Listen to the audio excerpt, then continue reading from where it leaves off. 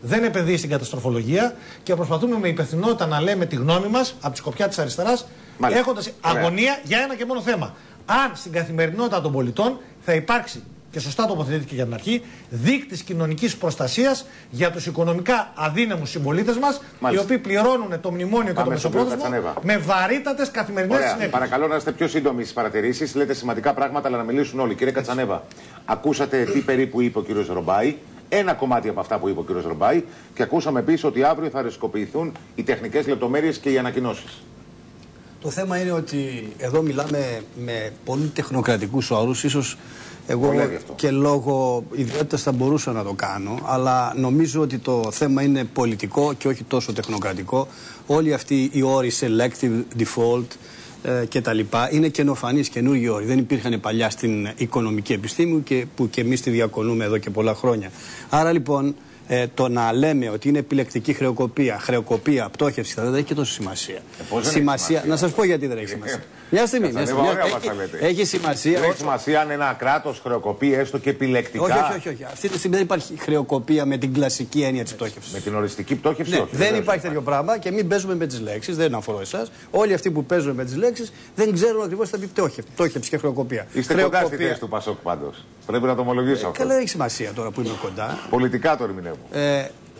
Πτώχευση οικονομικά, πολιτικά, ουσιαστικά, ενοιολογικά σημαίνει δεν έχω να πληρώσω, τελείωσα. Και από ένα σημείο και μετά κάνω ρύθμιση με το άρθρο 99. Αυτό αφορά τις εταιρείες. Ναι, το ίδιο αφορά και τα κράτη. Λοιπόν, δεν μιλάμε για πτώχευση, δεν μιλάμε για χρεοκοπία. Εκεί δεν υπάρχει μιλάμε για μια κατηγοριοποίηση από τους οίκους ανοχής. Συγγνώμη, ήθελα να πω τους οίκους αξιολόγησης. Εγώ, κύριε Κατσανέβα, αυτού του καζίνο καπιταλισμού. Έτσι. Μαζί μιλάμε. Λοιπόν, είναι πραγματικά μια κίνηση στα όρια της πτώχευσης που θα χρειαστεί ένα νέο πακέτο Μάρσαλ για να βελτιωθούν τα πράγματα. Συγγνώμη.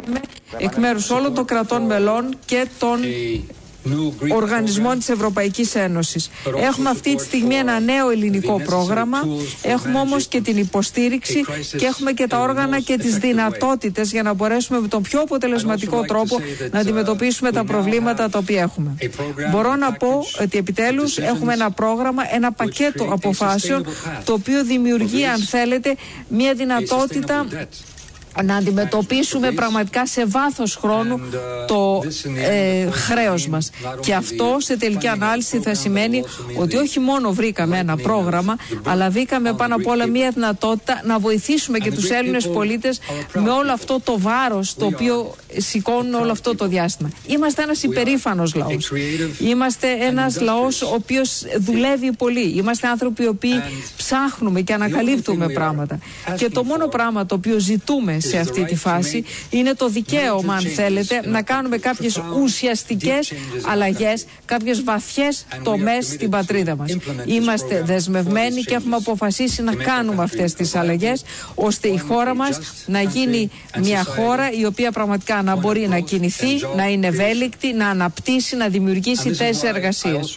Για όλους αυτούς τους λόγους χαίρομαι πάρα πολύ και καλωσορίζω τη δυνατότητα που μας εδόθη να έχουμε ένα πρόγραμμα αναπτύξεως, ένα πρόγραμμα το οποίο πραγματικά θα υποστηριχθεί και από τεχνικής πλευράς και από την Κομισιόν, αλλά και από την νέα Task Force η οποία δημιουργηθεί, και σας ευχαριστώ πάρα πολύ για τη βοήθεια αυτή την οποία μας δίνετε. Ταυτόχρονα πρέπει να πω θα μπορέσουμε να κινητοποιήσουμε όλους εκείνους τους θεσμούς και τους οργανισμούς και τους φορείς οι οποίοι θα μπορέσουμε να μας βοηθήσουν προκειμένου, και όπως είπατε είναι ένα είδους ευρωπαϊκό Marshall Plan, ένα είδους βοήθεια με τέτοια μεγάλη εμβέλεια, τέτοια σφαιρικότητα αν θέλετε για την Ελλάδα. Δίνουμε ταυτόχρονα ένα πολύ σημαντικό σινιάλο, και κύριε Βαν Ρομπέι, σας ευχαριστώ πάρα πολύ που μου δίνετε δυνατότητα να το πω. Αυτό είναι ένα μήνυμα υποστήριξης προς το τραπεζικό σύστημα. Όχι μόνο προς το ελληνικό τραπεζικό σύστημα, αλλά και από το ευρωπαϊκό. Είναι πολύ σημαντικό, είναι για χρηματοδότηση, για ρευστότητα. Σε τελική ανάλυση είναι μια υποστήριξη και μια ενδυνάμωση του ελληνικού τραπεζικού συστήματος. Τέλος, και αυτό είναι σημαντικό, είναι μια ευρωπαϊκή επιτυχία. Είναι ευρωπαϊκό πακέτο. δεν είναι μόνο η ελληνική αντίδραση, το ελληνικό πρόβλημα, δεν είναι μόνο για την Ελλάδα, είναι μια ευρωπαϊκή απάντηση για την Ευρώπη. Και νομίζω ότι όλοι καταλαβαίνουμε και οι λαοί μας όλοι θα καταλάβουμε ποιες είναι οι δυνατότητες τις οποίες έχουμε. Δεν το καταλαβαίνουμε μόνο ως Έλληνες, το καταλαβαίνουμε και ως Ευρωπαίοι και σας ευχαριστώ πολύ. Μάλιστα.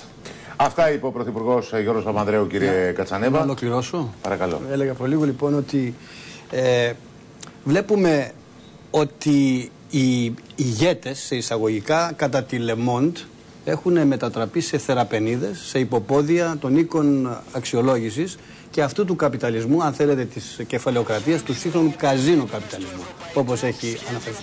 Είναι τόσο μικρή, κατά τη Le Monde και πολλές άλλες μεγάλες εφημερίδες διεθνώς, και τόσο μικροί που έπονται ή να ακολουθούν αντί να βρίσκονται μπροστά από την πορεία. Λοιπόν. Σήμερα λοιπόν, για μένα, αυτά που ακούσαμε, όσα ακούσαμε και ό,τι καταλάβαμε, δεν είναι τίποτα άλλο παρά ασπιρίνη στον άρρωστο. Τίποτα δεν είναι, αν θέλετε, αποτελεσματικό. Θα το πω προς όλες τις κατευθύνσεις. Δεν πρόκειται να γίνει τίποτα. Η χώρα μας έχει σηματοδοτηθεί να παραμείνει, όχι, πώς την είπατε εσείς, την αποκαλέσατε, έναν όρο δώσατε για την Ελλάδα, ως πειραματόζω. Εγώ θα την έλεγα πειραματόζω λόγω της συμμετοχής των ιδιωτών. Θα την έλεγα ότι είναι το μαύρο πρόβατο της Ευρωζώνης, η οποία Ευρωζώνη... Είναι γνωστή η θέση σας, κύριε Κατσανέβα, περί επιστροφή στη δραχμή και είναι απόλυτα σεβαστή και ως επιστημονική και ως πολιτική θέση. Μια στιγμή. Το μόνο καλό που είδα από όλα αυτά είναι η υπόσχεση για ένα σχέδιο Marshall, το οποίο δεν είναι σαφές, και η μείωση των επιτοκίων στο 3,5%. Μα αυτά είναι τα βασικότερα. Ενώ είχαμε μέχρι τώρα, Marshall και η μείωση των αλλά μέχρι τώρα είχαμε τοκογραφικά επιτόκια και αν θέλετε, τρεις είναι οι λόγοι της μεγέθυνσης και της μεγέθυνσης του χρέους της χώρας. Ένα, τα τοκογλυφικά επιτόκια, η καθυστέρηση στη λήψη απόφασης, η οποία επιδίνωσε το χρέος και το πολλαπλασίασε, και το τρίτο, οι τεράστιες αμυντικές δαπάνες της χώρας μας. Έχετε δίκιο. Αυτό και οι μίζες επίσης, κύριε Κατσανέβα. Και οι μίζες πάντα υπήρχαν. Το ζητούμενο για τον κόσμο, και έρχομαι σε εσένα, Αντώνη. Κύριε Παπαγιαννή, να ρωτήσω κι εγώ κάτι. Γιατί έχει σημασία να βγάλει μερικά συμπεράσματα ο κόσμος. Είναι πολύ καλές οι μακροοικονομικές αναλύσεις. Όχι, δεν κάνω μακροοικονομικές. Αλλά πρέπει, ξέρετε, να καταλάβει και κάτι ο κόσμος. Αλλάζει αύριο το μεσημέρι, το πρωί, θα ανακοινωθούν οι τεχνικές λεπτομέρειες της επιλεκτικής αυτής πτώχευσης ή όπως αλλιώς θέλετε να το ονομάσουμε, αυτής της καινούργιας κατάστασης για την οικονομία της Ελλάδος. Κατά την ορολογία των οίκων, έτσι. Κατά την ορολογία των οίκων, βεβαίως. Αυτοί μας επέβαλαν τα πάντα. Και ορολογία ακόμα. Νεολογισμούς μας τους βάζουν στο τραπέζι. Εγώ χρησιμοποιώ τον όρο που χρησιμοποιήσει ο Υπουργός, κύριε Κατσανέβα. Ο Υπουργός και αυτός ακολουθεί το τι του λένε οι οίκοι. Οι υπουργοί, ο Τζορτζ Σόρος και όλοι αυτοί με την πολιτική ασχολούνται. Ρωτάω λοιπόν. Ποιος σας είπε ότι ο Τζορτζ Σόρος δεν κάνει πολιτική? Ακούστε με λίγο, κύριε Κατσανέβα, για να καταλάβει και μερικά πράγματα ο κόσμος. Από το πρωί ακούει όρους οι οποίοι είναι κατανοητοί, αν θέλετε, σε όλες και σε όλους, αλλά δεν καταλαβαίνει ο κόσμος ή δεν έχει πάρει απάντηση στο εξής. Από αύριο ή από σήμερα, τι αλλάζει στην καθημερινότητα του Έλληνα ως προς τη φορολογία, ως προς τα εισοδήματά του, ως προς τις καταθέσεις του και ως προς τις δανειακές ανάγκες του. Μπορείτε να μας το εξηγήσετε απλά αυτό? Εγώ να σας το πω, ευχαριστώ. Εσείς, γιατί εσείς αυτή τη στιγμή και όσο είμαστε στην Ευρωζώνη, η οποία μας καταστρέφει καθημερινά, δεν θα αλλάξει ουσιαστικά τίποτα από την πορεία περισσότερο στη φτώχεια και στην ανεργία. Εκεί πηγαίνουμε. Συνεχίζουμε και αν γυρίσαμε στη δραχμή, σκεφτείτε σε συνθήκες παγκοσμιοποίησης, με το γεν, το δολάριο, το ευρώ, να ήμασταν εμείς με τη δραχμούλα. Μα ακριβώς αυτά.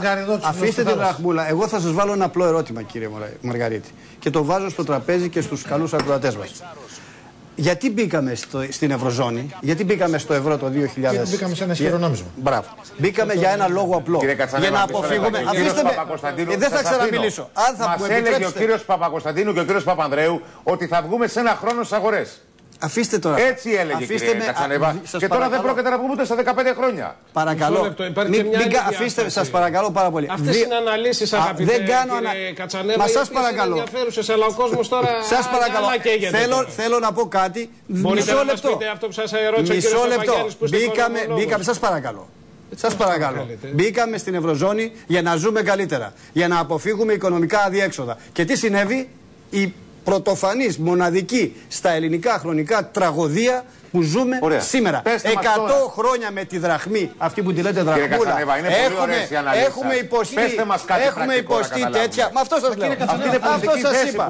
Δεν είναι πολιτική, είναι οικονομική και πολιτική. Ωραία, είμαστε όμως στην Ευρωζώνη, τι να κάνουμε τώρα. Μας έχει καταστρέψει. Τώρα μπορείτε να μας πείτε τι θα κάνουμε. Και συνεχίζει να. Η μόνη λύση είναι να γυρίσουμε σε μια ζώνη της ευρωπαϊκής περιφέρειας ή στη δραχμή, να προχωρήσουμε σε αναδιάρθρωση του χρέους, βεβαίως σε χαμηλά επιτόκια και σε κούρεμα. Εγώ δεν άκουσα τίποτα για κούρεμα. Θα γίνει αυτό, κύριε. Δεν ακούσαμε τίποτα. Και σε περίοδο χάριτος η ελληνική οικονομία δεν θα μπορέσει να ξεφύγει από την περιδίνηση ύφεσης εάν δεν υπάρχει κούρεμα, περίοδος χάριτος, αναδιάρθρωση του χρέους και βέβαια επιστροφή σε ένα άλλο νόμισμα, όχι το σκληρό ευρώ που μας οδηγεί στην καταστροφή. Πότε, κύριε Κατσανέβα, από τα δικά σας επιστημονικά, δώστε μας μάλλον τα δικά σας επιστημονικά φώτα, θα επανέλθουμε στις αγορές, πότε θα ξαναβγούμε?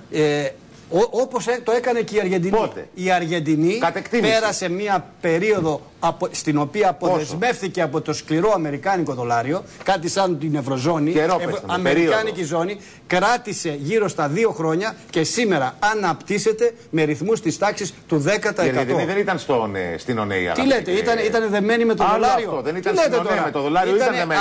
Με το ευρώ δεν ήταν δεμένη. Μα ήταν δεμένη με το δολάριο. Σκληρό νόμισμα το ένα, αυτό θέλω να πω. Αν μου επιτρέψετε μπορώ να το εξηγήσω, δεν θέλω να κουράσω. Σκληρό νόμισμα το δολάριο, πιο σκληρό το ευρώ. Η Αργεντινή οδηγήθηκε σε πτώση. Η Αργεντινή δεν έχει βγει ακόμα στις αγορές. Τι λέτε τώρα? Η Αργεντινή αυτή τη στιγμή τσακίζει τη διεθνή αγορά. Πάντως, η Αργεντινή σήμερα πουλάει πορτοκάλια, πουλάει εμπορεύματα παντού. Τι εννοείτε? Αυτή τη στιγμή έχει 10% με αυτούς τους πολύ σπουδαίους ηγέτες, γιατί και αυτό παίζει ρόλο. Τον Κίρτσνερ και τη γυναίκα του, την Κίρτσνερ τώρα. Με αυτούς τους σπουδαίους ηγέτες και με τη σωστή πολιτική, την πολιτική και οικονομική ανεξαρτησία, σήμερα η Αργεντινή αναπτύσσεται με 10% το χρόνο. Πάντως το παράδειγμα του δολαρίου και της Ευρωζώνης δεν σημαίνει ότι επιστρέφει σε αγορά. Ένα πρακτικό σχόλιο που ανθρώπου.